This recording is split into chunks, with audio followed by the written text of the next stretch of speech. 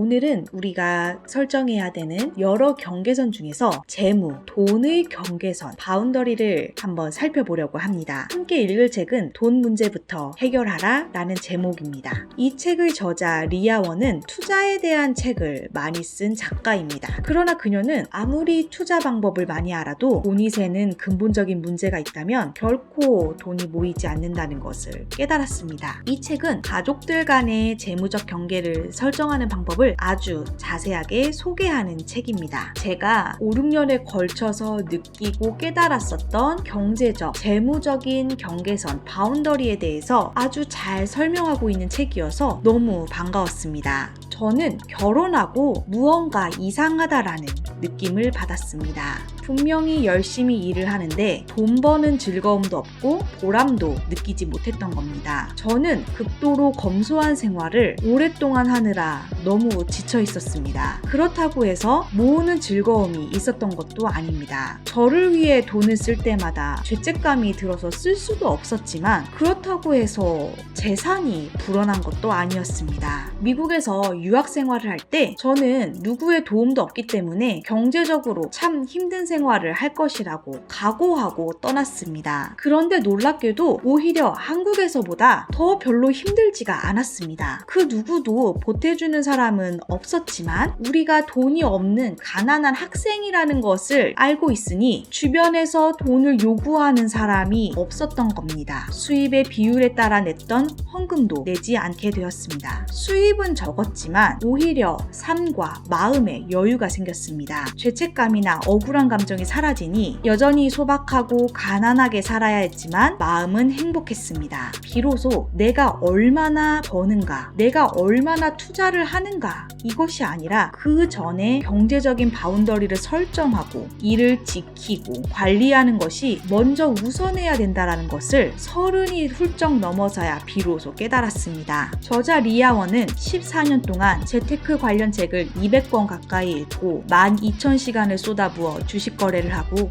1만 시간을 들여 집을 골랐습니다. 돈을 절약하고 주식을 선택하고 세금을 줄이고 투자하는 전공법을 따랐습니다. 그녀가 주식과 부동산 공부를 처음 시작할 때만 해도 재테크의 성과는 온전히 자신의 능력, 의지, 투지, 이성에 달려있다고 생각을 했습니다. 하지만 그건 오산이자 착각이었습니다. 중요한 점은 가족이나 타인의 간섭이나 방해를 잘 처리해야 한다는 것입니다. 사치스러운 부인은 모아둔 돈을 물쓰듯 하고 도박에 빠진 남편은 가족을 빚더미 위에 앉히고 사고뭉치 시어머니는 보너스라도 들어올라 치면 귀신같이 사고를 일으키고 투자에 실패한 시동생은 시부모의 퇴직금을 날립니다. 이런 인물들이 모두 재테크의 성공을 가로막는 핵심이자 문제아들입니다. 이 문제를 해결하지 못하면 재테크는 물 건너 갔다고 봐도 무방합니다. 작가의 친정아버지에게는 청각장애를 가진 남동생이 있었습니다. 삼촌은 도박에 빠졌고 아버지는 삼촌의 도박빚을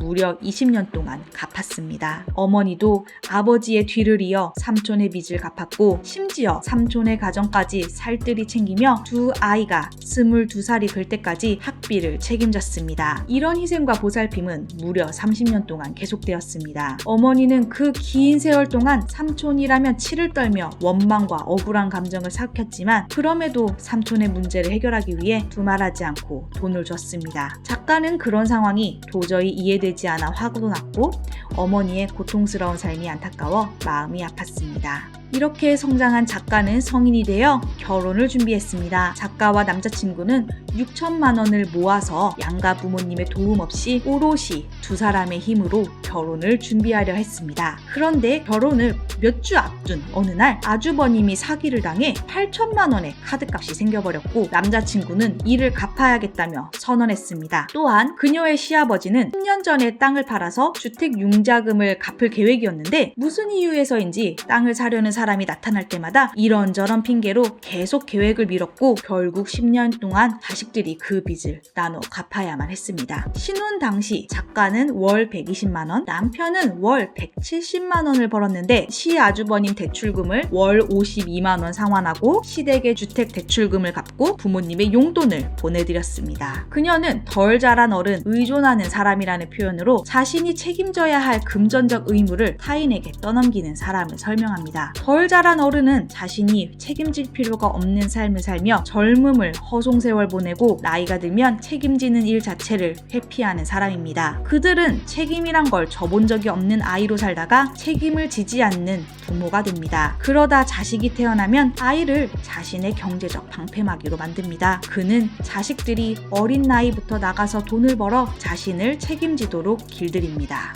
우리는 명확한 금전적 경계선을 설정해야 합니다. 경제적 경계선이란 누가 당신의 돈을 쓸 수 있을지 결정하는 기준입니다. 경제적 경계선은 우리의 신념, 목표, 가치관, 삶, 결혼 생활까지 결정합니다. 책에서 재무적인 경계선을 세우는 방법을 알려주고 있습니다. 첫 번째는 아니라고 말하는 것입니다. 저는 이 돈을 부담할 능력이 안 됩니다. 전 2천만 원이나 돈을 드릴 수 없습니다. 저는 월 20만 원만 드릴 수 있습니다. 두 번째, 이해한다고 말한다. 지금 제가 드린 말씀 때문에 기분이 나쁘실 거라는 걸 저도 다 압니다. 제가 불효막심하다고 생각하실 거 다 압니다. 지금 자식 복도 없고 팔자가 박복하다고 생각하시는 거 다 압니다. 지금 기분 나쁘실 거라는 걸 저도 잘 압니다. 세 번째, 하지만 전 할 수 없습니다. 하지만 전 드릴 수 없습니다. 네 번째, 변명하지 않는다. 우리는 누구에게도 변명할 필요가 없습니다. 왜 드릴 수 없는지, 왜 할 수 없는지 구구절절 변명해서는 안 됩니다. 우리의 지갑은 우리의 것입니다. 도박이나 과소비로 혹은 일을 하지 않아서 경제적 어려움에 처한 가족은 그들이 자신의 행동에 따른 결과에 책임을 지게 하라고 합니다. 그것이 사실은 그들을 도와주지 않는 것이 그들을 도와주는 것이라는 겁니다. 이 책은 특별히 결혼을 하신 상태에서 부부가 원가정과 경제적인 경계선이 설정되지 않은 분들께 특별히 도움이 될 것 같습니다. 부부가 각자 가지고 있는 재무적인 경계선을 그려보는 활동이라든지 또 재무적인 청사진을 그려보는 활동이 있기 때문에 각자 활동을 하면서 서로의 것을 비교해보고 이렇게 가지고 있는 생각의 차이를 좁힐 수 있는 구체적인 방법을 포함하고 있습니다. 먼저 경제적인 바운더리를 설정하시고 그리고 나서 즐겁게 저축도 하시고 절약도 하시고 투자도 하는 우리 톡톡이 여러분들 되시길 바랍니다. 끝까지 들어주셔서 감사합니다.